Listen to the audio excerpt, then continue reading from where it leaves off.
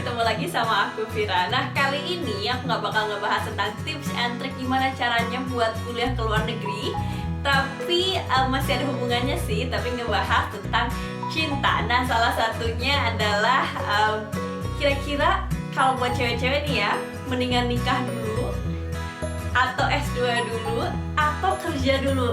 Sebenarnya ngebahas tentang cinta bukan suatu hal yang pertama buat aku, tapi ini pertama buat di vlog.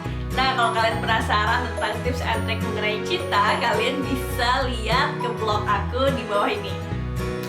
Oke, kita mulai aja ya. Jadi yang pertama, gak enak kalau misalnya kalian gak kenal sama aku nih, profil aku seperti apa. Jadi yang pertama aku mau ngejelasin tentang profil aku, yaitu aku adalah anak ketiga dari 3 bersaudara. Kebetulan kakak aku cewek semua. Dan kalau urusan jodoh, kakak dan mama aku lumayan enteng jodoh. Mereka menikah di usia yang relatif muda, dari rentan 20 sampai 23 tahun. Dan semuanya dilamar dan menikah sebelum lulus S1.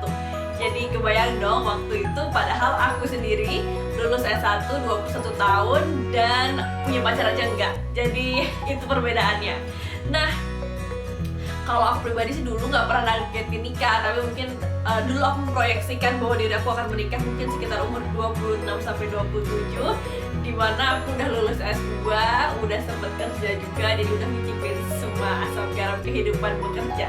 Dulu cita-citanya kayak gitu. Walaupun pada akhirnya aku menikah 2 tahun lebih awal, yaitu umur 24.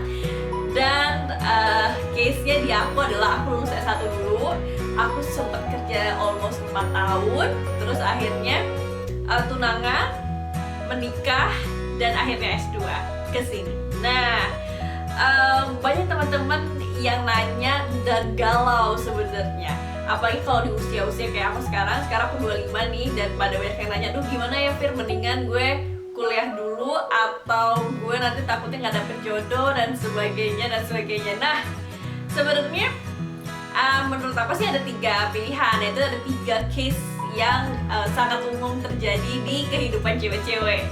Yang pertama adalah case kalau kamu nggak punya pacar. Kalau kamu punya pacar di umur yang sekarang ini, nah menurut saya sih sebenarnya ini paling fleksibel kalau kamu menentukan jalan hidup.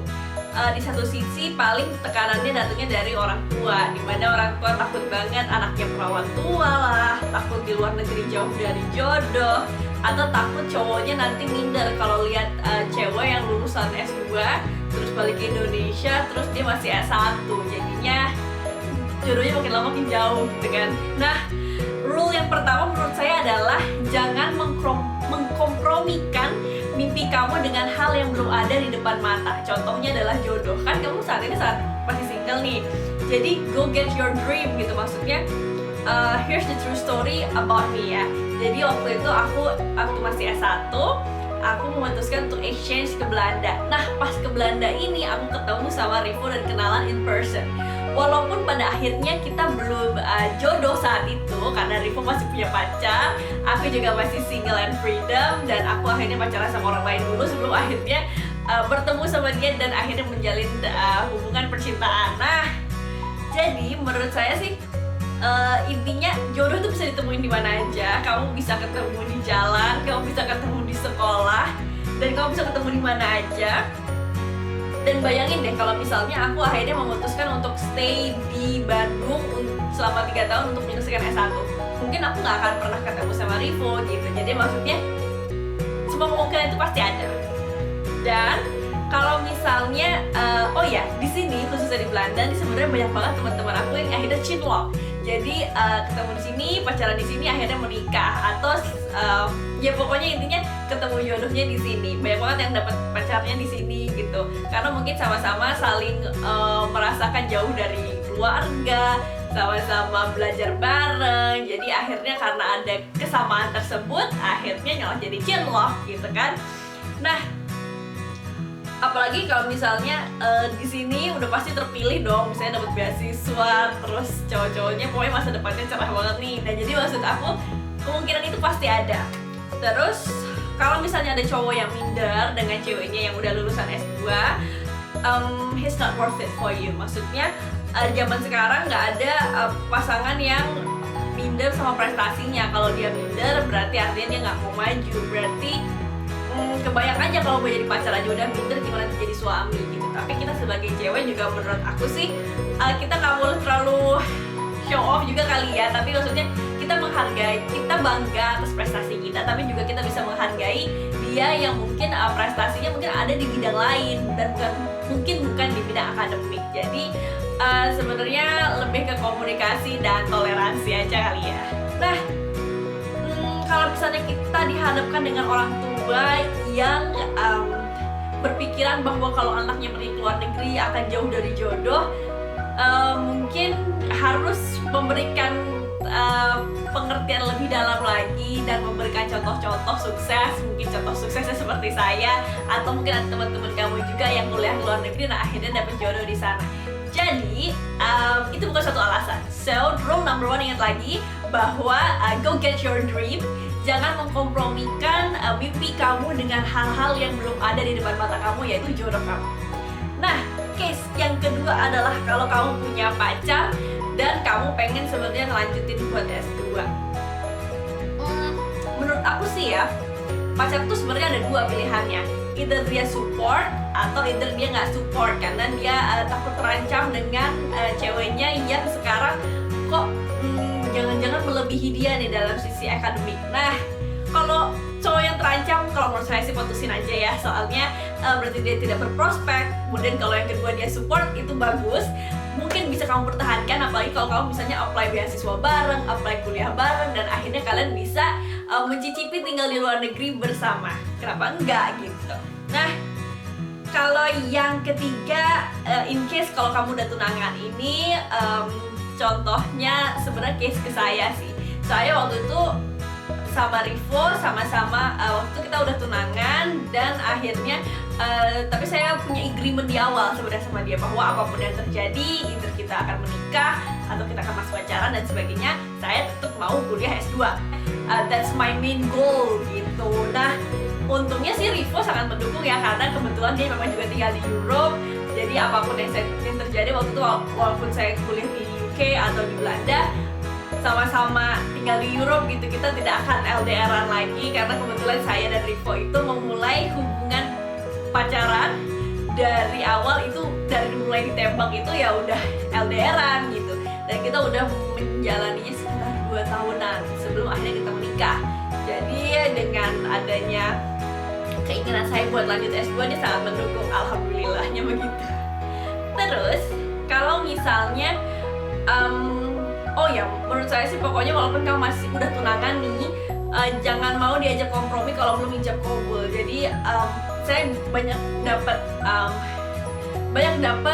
pengalaman teman-teman saya di mana dia udah kompromi sama tunangannya, nggak taunya putus juga di akhirnya karena tidak adanya perbedaan pendapat itu. Jadi maksudnya selama belum ijab kabul, kalian masih, menurut saya sih go get your dream aja gitu. Jadi jangan sampai kalian mengkompromikan sesuatu hal yang sebenarnya dia bukan, he might be not your the one gitu maksudnya. Jadi jangan mengkompromikan kalau dia belum jadi suami kamu. Nah, ini dia case yang terakhir adalah kalau kamu sudah menikah.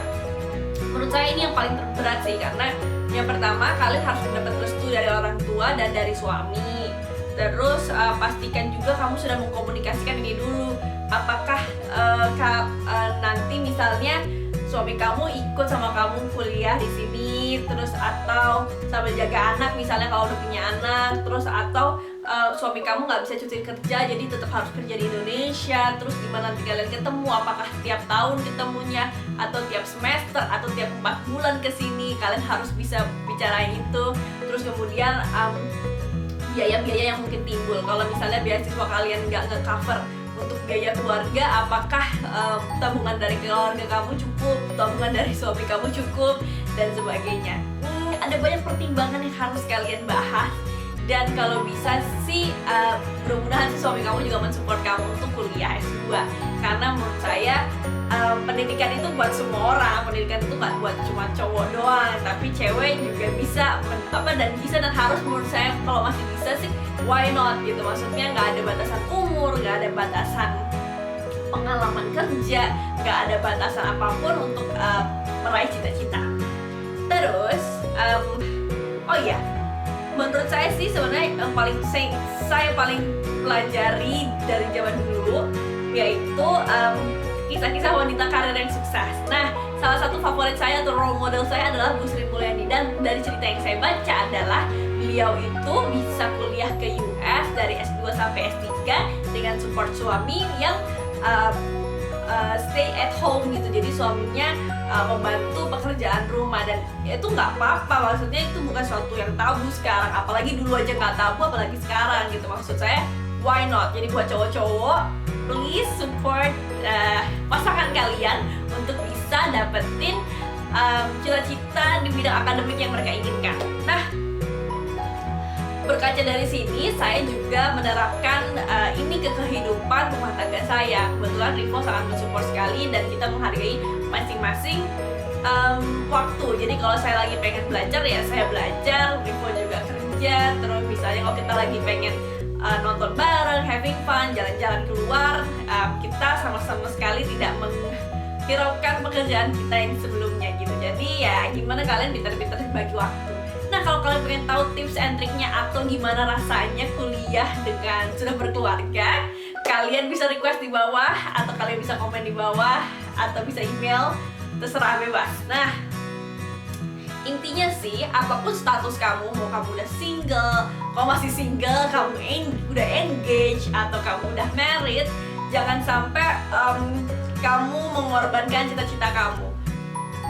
Banyak banget teman-teman yang nyesel, aduh Fir, gue nyesel banget nih, gue sekarang udah berapa puluh tahun nih, udah makin banyak tanggungan, nggak bisa ngejar cita-cita. Jangan sampai kamu nanti di umur 60 tahun terus kamu nyesel, padahal kamu tuh sebenarnya punya kemampuan itu, kamu bisa meraih cita-cita kamu. Dan jangan sampai kamu jangan sampai nyesal. Pokoknya apapun yang ada di depan mata, apapun cita-cita kamu dari kecil, go get your dream.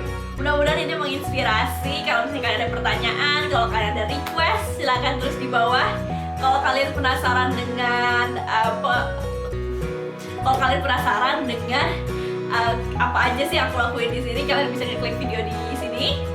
Dan kalau misalnya kalian penasaran dengan video-video lain sebelumnya, kalian bisa klik di sebelah sini. Dan pokoknya kalau misalnya kalian ada komen, request, please komen di bawah ya. Dadah, terima kasih udah nonton. Dadah.